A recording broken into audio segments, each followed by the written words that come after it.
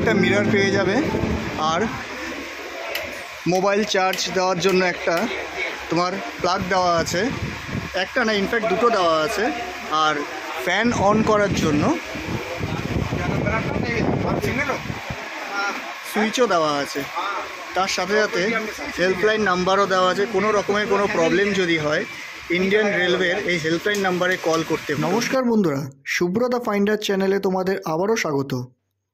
আজ একটি বিরল দৃশ্যের সম্মুখীন আমি হয়েছি, যেটা তোমাদের সামনে আমি তুলে ধরতে চাইছি।